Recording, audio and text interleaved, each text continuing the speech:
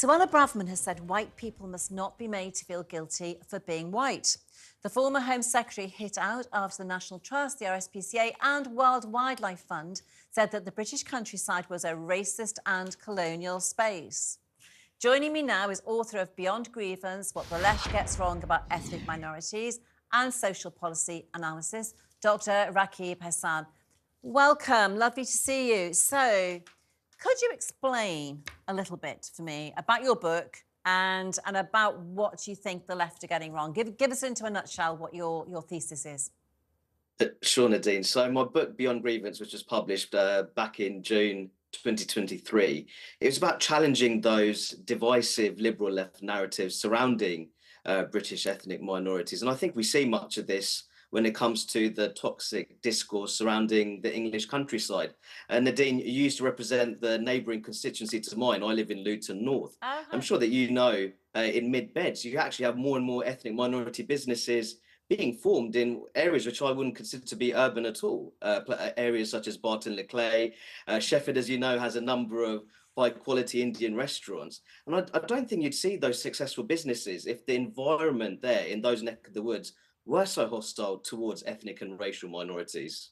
So just on that Indian restaurant, there's one Indian restaurant in Sheffield, which has been run by the same family for 30 years, and the same grandfather is still in the kitchen. He does the best buttered chicken in the world. So you're absolutely right about that. And you're right about Mid-Bedfordshire. Now, I live in an even more rural community now, and you know, a village of just a couple of hundred, I think it's more than that, actual voters, but a couple of hundred homes.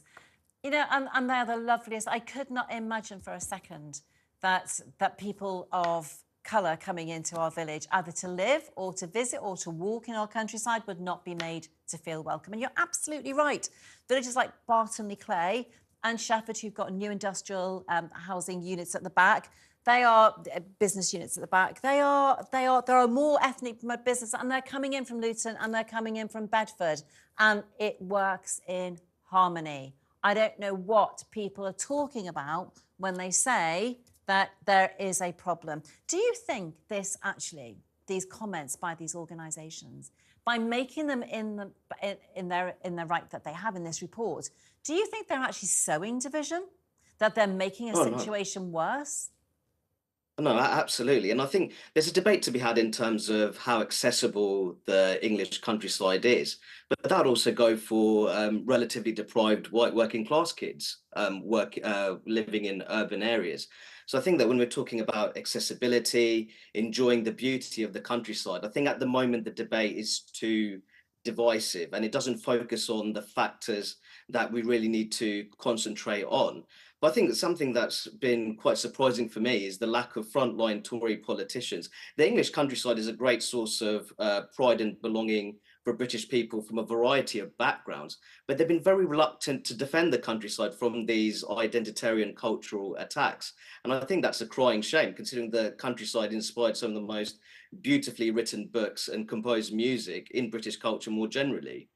So how do we make, well, what makes a cohesive community? What do people like me do in my little village? How do we make it more welcoming? What do we do to kind of rebut these accusations that people who live in the British countryside are racist? How do we rebut that? What do we do?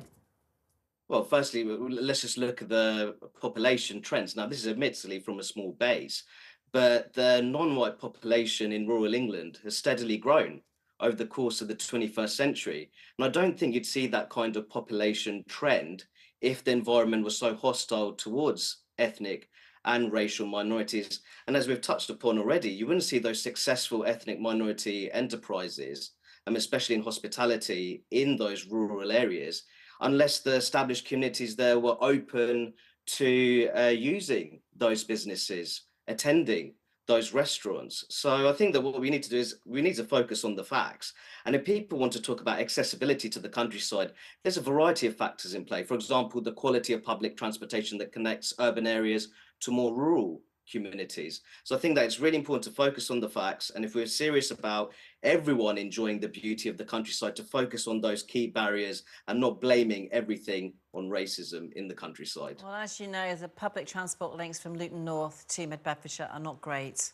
So, Not great at all. so there is a problem with public transport links, I think, with rural areas and more. But, you know, there's a flip side to this, isn't there? So Suella Braverman was born in Wembley, which she says is now an area which is predominantly inhabited by people of colour. And and it's more to do with culture and the fact that families, you know, the cohesiveness of family units, people wanting to live together, wanting to live closer to hospitals, nearer to each other, near to public transport, to places of employment, and that people of colour tend to want to live in more urban areas. It's almost like there's something wrong saying that. Why would it be wrong to say that? If that is the fact and that's where people prefer to live, what is wrong with us saying that?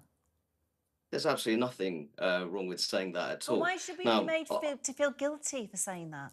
no, it shouldn't at all. And for example, I have a great deal of affection for the countryside, but personally, Nadine, I wouldn't live in the countryside because here in Luton, I have certain specific religious and cultural assets which are not so readily available in Barton-le-Clay, for example, compared to urban Luton. So I think there's a variety of factors in play. And to be honest, certain ethnic minority families, they have very international family networks. They may well rather devote their time, energy, and resources towards visiting their country of origin or their relatives in other parts of Europe or North America, as opposed to visiting the English countryside. And to be honest, they're absolutely entitled to that preference as well. So I think there's a variety of social and cultural factors at play that we should really focus on, because these are admittedly sensitive issues, as opposed to reducing it to so-called bigotry in the English countryside. Rakib, you speak absolute sense. You need to be on television more. You need to start writing for newspapers, and you need to get your moderate, sensible voice out there. It's been fantastic talking to you.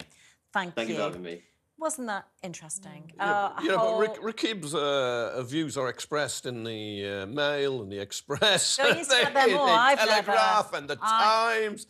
I mean, let's not pretend there aren't a platform for those views. I'm not saying there's not, but it's the first time I've done a show for a year, the first time we've spoken to him. He needs to get out there more, because those views need to... Because I'll tell you why. His point of view is completely drowned out by the alternative point of view, which is you white people need to feel guilty. Hang on, the only way the alternative point of view is normally heard is because it's attacked and it's given greater credence than it probably deserves. Look, he made some very good points. But you didn't necessarily agree with him, did you? I agreed with some of what he said and some of what he didn't. When we were talking so what didn't you General agree with? Lord Dannatt earlier, I was agreeing with some of what he said. Tell me what you didn't think of what Rakib said, because I thought every word he spoke was common sense. We've only got 30 seconds. All right, I think, in a way, it was what he didn't say, is Britain could be very welcoming, and it's a particularly integrated society, but racism still exists, and disadvantage and bigotry still exist.